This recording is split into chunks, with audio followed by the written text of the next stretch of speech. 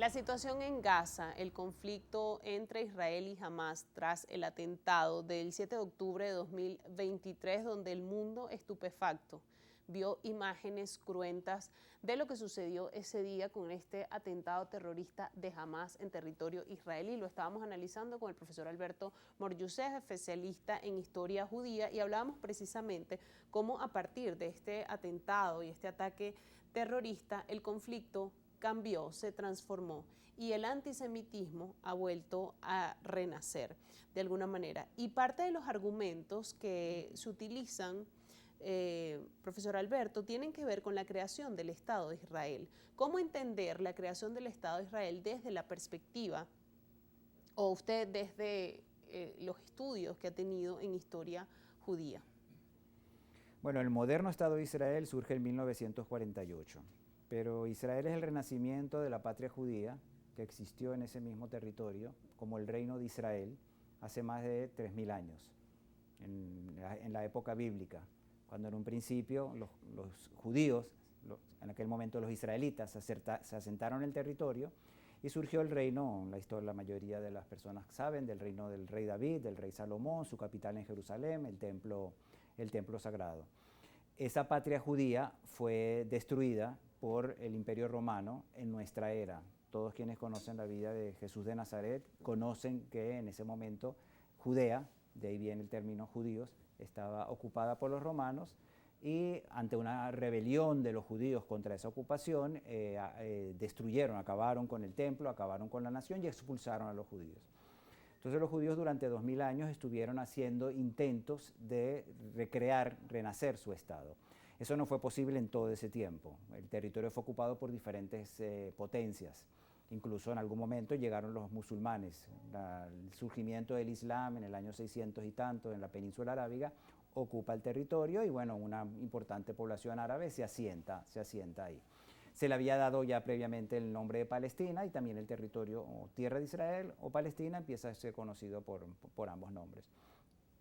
Pero en el siglo XIX, con el surgimiento de los nacionalismos en Europa y la recomposición del mapa europeo principalmente, también los judíos que empiezan a salir, a emanciparse, es el término que utilizamos, que la sociedad empieza a reconocer a los judíos sus derechos que los tenía negados durante cientos de años, también ven una posibilidad de recrear su hogar nacional, como lo estaban haciendo en aquel momento alemanes, franceses, italianos y tantas otras naciones, e incluso en el Medio Oriente algunas naciones árabes empiezan a surgir básicamente en la misma época. Entonces, bueno, ahí surge el movimiento sionista, el sionismo, que es sencillamente el movimiento de liberación nacional del pueblo judío, los judíos que manifiestan su derecho a tener su propio Estado como cualquier otro Estado del mundo. Surge el movimiento sionista y comienza, en aquel momento ocupado Israel por el Imperio Otomano, comienzan los judíos con su labor en varios frentes, en el lado político, intentando a través de las diferentes naciones que se les permitiera el retorno, en el lado material, construyendo dentro de Israel infraestructuras, los primeros bancos, adquisición de tierras, o sea, dando las bases de un Estado, y también con la movilización, aunque siempre hubo una población judía, pese a las dificultades en ese territorio, importantes masas de judíos empiezan a emigrar de Europa, del norte de África, de diferentes, del centro de Asia, empiezan a emigrar a Israel con esa idea. Eso estaba prácticamente en marcha a principios del siglo, hasta la primera mitad del siglo XX, cuando estalla en Europa la Segunda Guerra Mundial, digamos de mano de los nazis, de Hitler y los nazis, que dentro del, digamos, el principal motor de esa guerra fue la aniquilación de los judíos de Europa. Llevan a cabo el holocausto, no lograron aniquilar a todos los judíos de Europa, vamos a decir afortunadamente, pero 2/3 partes son asesinados en cámaras de gas y otros métodos, y mueren 6 millones, asesinan 6 millones de judíos. Entonces, bajo ese contexto, al terminar la Segunda Guerra Mundial, que ya el territorio se había desmembrado el Imperio Otomano y el territorio de Israel había quedado en manos de los británicos, bajo un mandato de las naciones, de la Sociedad de Naciones, de crear un hogar judío, se da la oportunidad de llevar el caso de Israel, en aquel momento llamado Mandato Británico sobre Palestina, a las Naciones Unidas.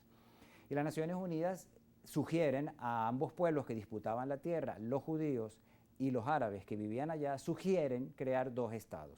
Los judíos aceptan la sugerencia, pero los árabes rechazan la sugerencia de crear dos estados independientes, uno al lado del otro. no solamente rechazan los árabes la idea de crear su propio Estado, sino que respaldados por varios países árabes vecinos, Egipto, Siria, Irak, el Líbano, Jordania, atacan al naciente Estado judío. Entonces, esa guerra que se llama la Guerra de Independencia, Israel la gana y consolida su independencia y se constituye como Estado. Pero esa guerra impidió a los árabes que vivían en ese territorio, llamémoslos los árabes palestinos, crear su propio Estado. Y a partir de entonces, ese se convierte en el meollo del conflicto, porque no reconocen a Israel y la negativa de diferentes estados árabes, sobre todo los que en aquel momento hacían frontera con Israel y los árabes residentes en el territorio, de no reconocer a los judíos el derecho a su propio Estado. Y ese es el centro de todo el conflicto árabe-palestino, Israel-palestino, y que deriva cuando un sector de los palestinos se decanta por el terrorismo, que en este caso estamos hablando de Hamas en la Franja de Gaza, estamos hablando de Hezbollah en el sur del Líbano, cuando el terrorismo hace metástasis dentro de cierto sector del Estado de los palestinos, se complicó mucho más la cosa y no se vislumbran, digamos, bajo esa perspectiva donde hay grandes sectores de los árabes que no reconocen a los judíos su Estado, de volver a esa posición que sería la ideal, la de dos estados independientes. Hay algo positivo. En este proceso Israel sí logró hacer relaciones de paz con algunos de los estados árabes, principalmente sus dos vecinos más grandes. Egipto, que fue el mayor enemigo de Israel durante los primeros 20 o 30 años de existencia, tiene una paz duradera con Israel. Lo mismo Jordania, cuyas tropas habían invadido el naciente Estado judío, finalmente firmaron la paz. Y también la paz en años anteriores fue avanzando hacia otros países árabes que no tienen frontera con Israel. Países en el Golfo, en Emiratos Árabes, Bahrein, Marruecos, en África. Y esa es la situación que nos lleva a donde estamos hoy en día. No existe un Estado palestino por la misma negativa de los palestinos digamos, enfrascarse en una verdadera creación de un Estado, un punto de vista positivo, y no buscando crear un Estado que, digamos, su objeto sea la eliminación de un Estado judío. Señor Alberto, me toca ya despedir el programa, pero yo le quiero agradecer por habernos acompañado esta tarde para ayudarnos a entender este conflicto que es tan complejo de comprender y que además tiene tantas décadas ya activo. Gracias, siempre a la orden. Gracias a usted por acompañarnos. Conversamos con el profesor Alberto Mor-Youssef, especialista en historia judía, sobre las cuestiones de fondo de la situación que se vive en Gaza a raíz de la incursión militar israelí que fue provocada por el cruento atentado terrorista del pasado 7 de octubre de 2023, donde el grupo terrorista Hamas incursionó en territorio israelí, asesinando a más de 1000 israelíes. Esto ha sido parte de la reflexión de esta tarde y de esta manera me despido de ustedes y les invito a acompañarnos cada tarde a las 2 de la tarde para analizar todos estos temas que son noticia e impactan en la agenda internacional. Feliz tarde para todos.